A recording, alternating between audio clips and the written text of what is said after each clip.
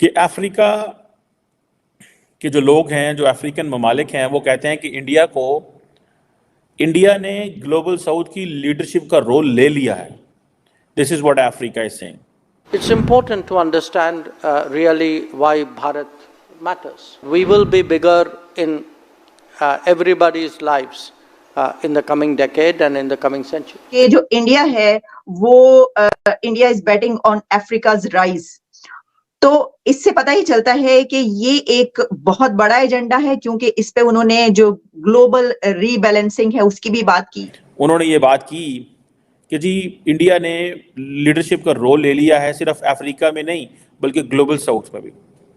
मैंने तो कभी पाकिस्तान के बारे में अफ्रीका की कभी एक स्टेटमेंट भी नहीं सुनी, बिकॉज पाकिस्तान ने अपने आप को completely irrelevant रखा हुआ है. Wian, the Minister of International Relations and Cooperation of South Africa, Naledi Pandor, hails India's contribution and engagement with the African continent, especially during COVID-19 pandemic by providing vaccines.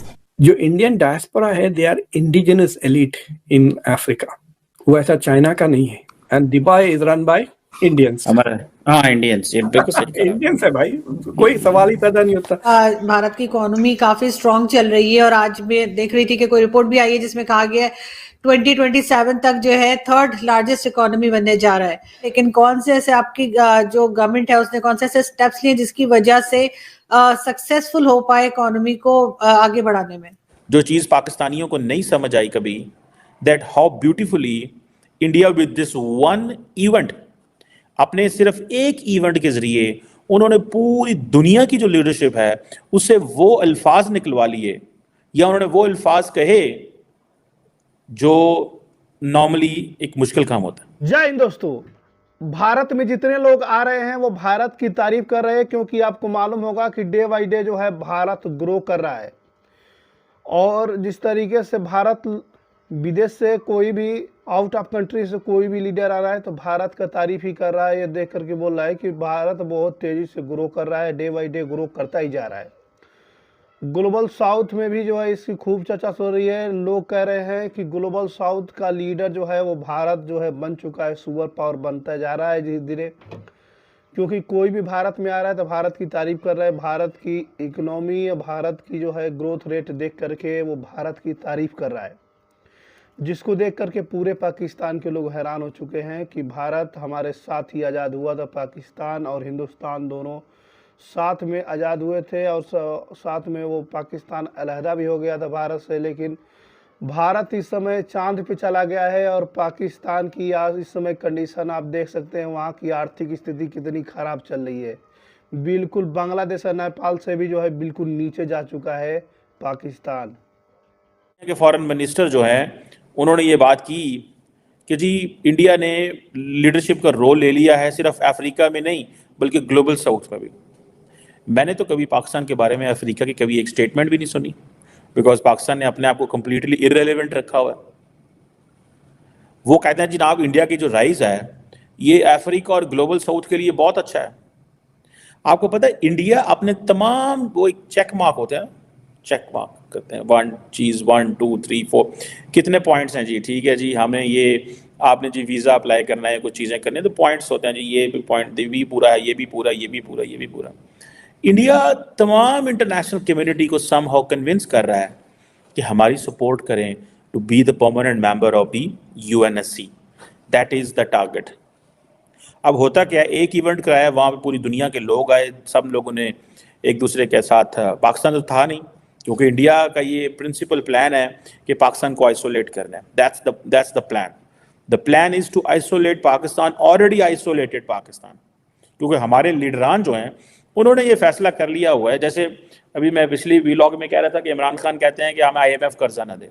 हमें भारत जो है, जो काम भारत करना चाहता है, और भारत कई दफ़ा IMF में ये कह चुका है, जैसे FATF में कह चुका है कि भाईजान इनको FATF में रहने दें, इनके टेरर फाइनेंसिंग के मामला ठीक नहीं हैं, या इनको कर्जा ना दें. IMF के अगर कोई पॉइंट्स हैं, भारत की वोटिंग है, तो वो कहेगा जनाब इनको ना दें. वही काम इमरान खान कर रहा है, वही भारत कर रहा है. लेकिन समहाउ इंडिया ने इंतहाई smartly, just with one Raisina dialogue, पूरी दुनिया की लीडरशिप को बुलाया, पूरी दुनिया की लीडरशिप को ये बताया कि हम कहाँ खड़े हुए हैं, हम क्या कर रहे हैं, हम क्या करना चाहते हैं और हमारे पास क्या है। ठीक है ना जनाब। अब इंडिया ने, आपको पता है, वो हमारे देसी जुबान में कहते हैं एहसान चढ़ाया हुआ। इंडिया ने अफ्रीका के ऊपर एक एहसान चढ़ाया हुआ है that Africa as a union is a part of the G20। No every African country is saying कि इंडिया को ग्लोबल साउथ का लीडरशिप ऑलरेडी बन चुका हुआ है। अब श्रीलंका इस सब, जिसे वो कहते हैं ना, एक बैकयार्ड में है। वो कहते हैं हमारे तो सिविलाइजेशनल ताल्लुकात हैं, कल्चरल ताल्लुकात हैं। आई थिंक मॉरिशस के भी फॉरेन मिनिस्टर आए हुए थे, उन्होंने भी यही कहा।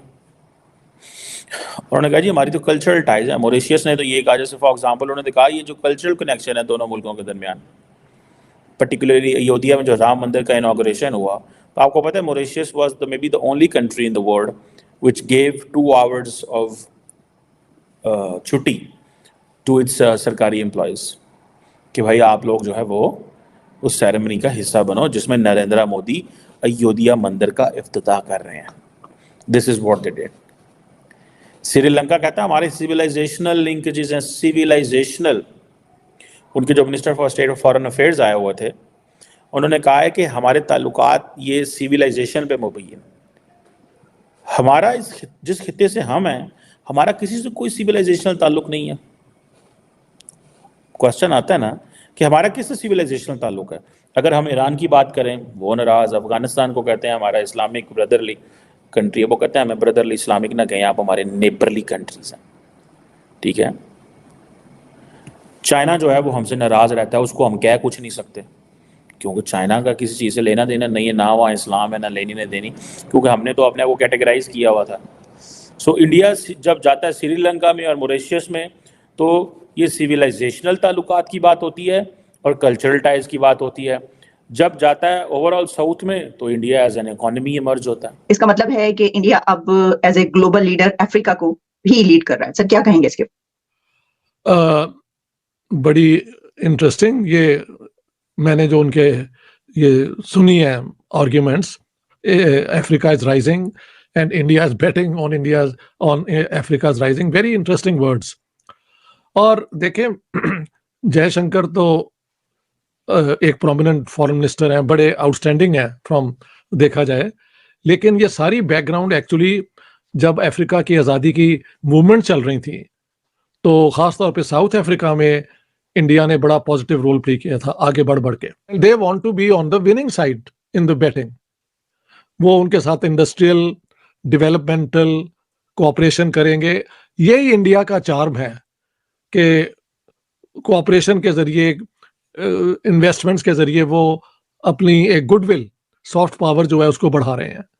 और वाकई जो पुराना ज़माना था जिसमें वही चंद यूरोपियन पावर्स या अमेरिका दुनिया को डिक्टेट करता था, वो अब नहीं रहेगा, ये बदलता जाएगा। तो this is very well worded statement of the Indian foreign minister. ठीक है। और जब जाता है यूरोप में, तो इंडिया टेक इटसेल्फ, जी ये तो इन्वेस्टमेंट डेस्टिनेशन है। थर्ड, अभी जैसे फॉर एग्जांपल लैटवियन फॉरेन मिनिस्टर जो है, उसने इंटरव्यू दिया और वो जो बातें की, उसने कहा ये बड़ी इकॉनमी है।